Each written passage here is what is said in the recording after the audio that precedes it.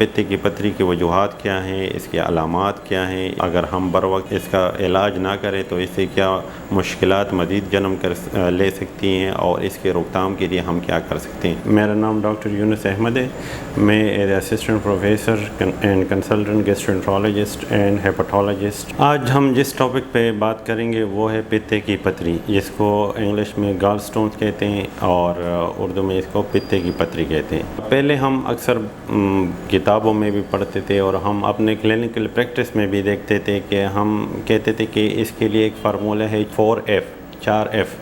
تو 4F کا مطلب یہ تھا کہ یہ ان خواتین میں جن کی عمر 40 سال سے زیادہ ہو کہ اور جو زیادہ اوبیز ہو، مطلب جو زیادہ موٹی ہو، جن کا ویٹ زیادہ ہو، یہ ان میں زیادہ تر پایا جاتا تھا۔ لیکن اب اس طرح نہیں، یہ مردوں میں، پتلے لوگوں میں، 40 سال سے کم، ایون بچوں میں بھی یہ پایا جاتا ہے۔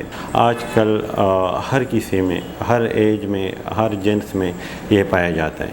اب ہم آتے ہیں ان کے علامات کی طرف، مطلب کب آپ کے مائنڈ میں خطرے کی گھنٹی بج جانی چاہیے کہ مجھے پتے کی پتھری ہو سکتی ہے۔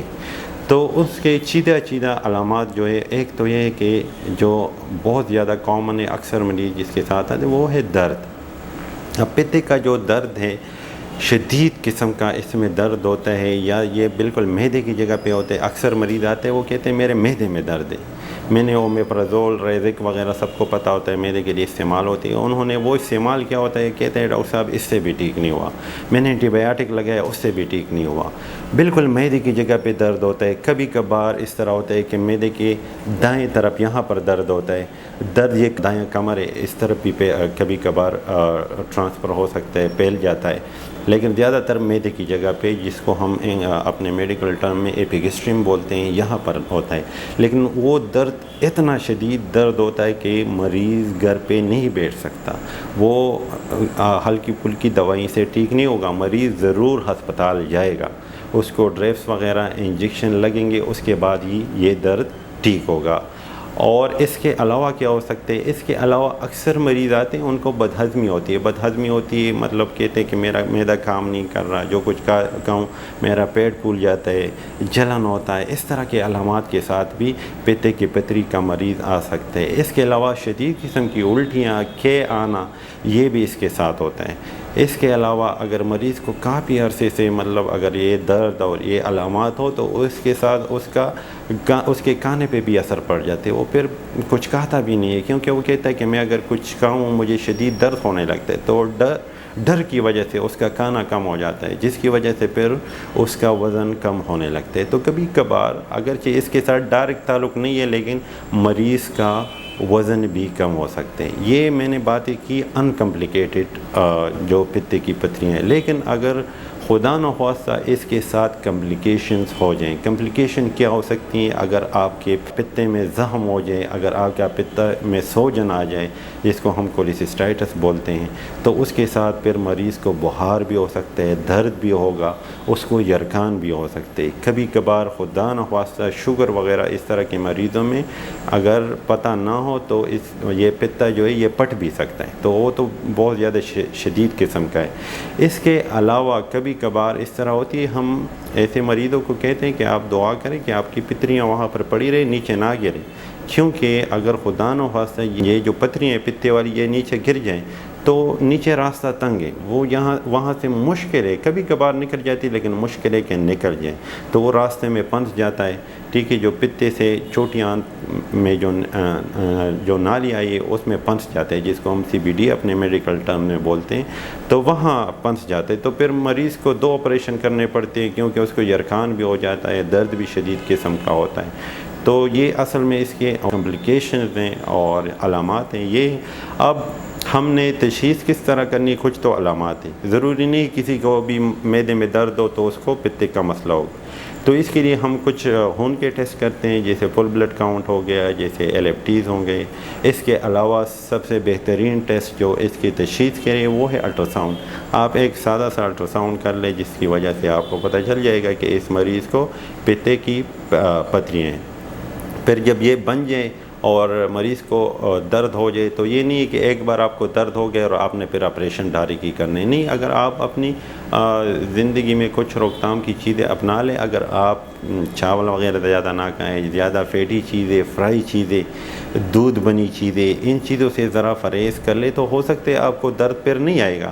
اور اگر آپ کو درد نہ آتا ہو تو آپریشن کرنے کی بالکل بھی ضرورت نہیں ہے, چاہے یہ سالوں سال پڑی رہے. لیکن اگر آپ کو درد یا الٹی یا بدہضمی یہ علامات نہ ہو تو آپ بالکل کچھ نہ کریں. لیکن پرہیز اس کے لیے ضروری ہے. اور اگر پرہیز اور ان سارے میڈیسنز وغیرہ ان سے بھی پھر فرق نہ پڑے تو فائنل پھر یہی ہے کہ پھر پتے کو نکالنا پڑتا ہے. اس کو ہم پتے کا آپریشن کہتے ہیں. سچویشن ایک یہ بھی ہے کہ اکثر کسی کے پتے میں پتری ہوتی ہے اور وہ وہاں سے گر کے جو نالی ہوتی ہے, جو چھوٹے پیشاب میں نالی آتی ہے CBD, وہاں پر پنس جاتی ہے.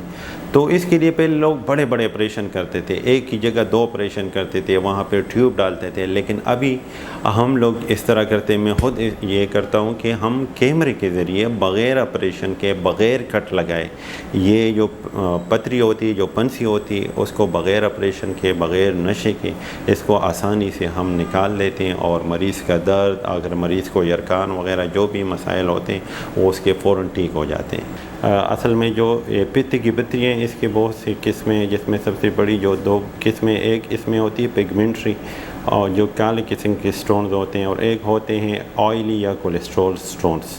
ٹھیک ہے, تو جو پگمنٹری سٹونز ہیں اس کے اپنے وجوہات ہیں, اور جو کولیسٹرول سٹونز ہیں اس کے اپنے وجوہات ہیں. جو پگمنٹری سٹون ہیں, جو کالے قسم کی پتریاں ہیں, اس کو تو آپ مطلب مشکل ہے کہ اس کو پریونٹ کر لے, کیونکہ وہ بدن میں خون کی ایسی بیماریاں ہیں جیسے تیلیسیمیا ہو گیا, جیسے ہیمولیٹک انیمیا, جتنے بھی اس کے وہ ہیں جس میں خون بدن کے اندر کم ہوتا ہے, جلتا ہے. تو اس میں جو پازل چیزیں, پیگمنٹس وغیرہ, بلروبین وغیرہ جو اس میں بنتا ہے, تو وہ آخر کار جمع ہوتا رہتا ہے پتے میں, اور اس سے پھر پتریاں بن جاتی ہیں. تو اس کو تو آپ نہیں روک سکتے, وہ تو ایک الگ بات ہے, مطلب وہ تو جینز کے اندر ہے, وہ آپ پریونٹ نہیں کر سکتے. پریونشن یہ ہے کہ مطلب ایسے لوگ آپس میں شادیاں وغیرہ اگر نہ کرے تو اس طرح پریونشن ہے. لیکن اگر ایک بار کسی کو یہ مرض ہو جائے پھر تو آپ اس کو پریونٹ یا ٹریٹ نہیں کر سکتے. ٹھیک ہے. دوسرا پریونشن یہ ہے, جو کولیسٹرول سٹونز ہیں اس کو ہم پریونٹ کر سکتے ہیں. پریونٹ اس طرح ہم کر سکتے ہیں کہ ہم زیادہ آئلی اور فیٹی چیزیں, جو جنک فوڈز وغیرہ ہیں, فاسٹ فوڈز ہیں, ان کا استعمال کم کریں. اگر ان کا استعمال ہم کم کریں تو جو کولیسٹرول ٹائپ سٹونز ہیں اس میں جو یلو کلر کے اکثر ہوتے ہیں, تو ان پتریوں کو ہم روک سکتے ہیں, ان کے بننے کو روک سکتے ہیں. یا اگر عودانہ خواصہ بنے ہیں اور چھوٹے چھوٹے بڑے سٹون اگر بن جائیں, پھر ان کا ختم کرنا دوائیوں سے یا پرہیز سے پھر مشکل ہے, پھر بہت مشکل ہے. وہ تو پھر اگر انسان کو علامات ہو پھر آپریشن کرتے ہیں, اگر علامات نہ ہو تو پھر ہم اس کو ایسے ہی چھوڑ دیتے ہیں کہ آپ کچھ نہ کریں. لیکن اگر انیشل سٹیج میں ہو تو ختم بھی ہو سکتے ہیں. لیکن اگر آپ اپنی روزمرہ زندگی کی جو روٹین ہے اس کو چینج کریں اور اپنی غذا کو وہ بیلنس ڈائٹ پہ لے آئیں, آپ فائبر وغیرہ زیادہ کھائیں, سبزیاں زیادہ کھائیں, پھل زیادہ کریں, تو اس کو ہم روک تھام اس کا کر سکتے ہیں.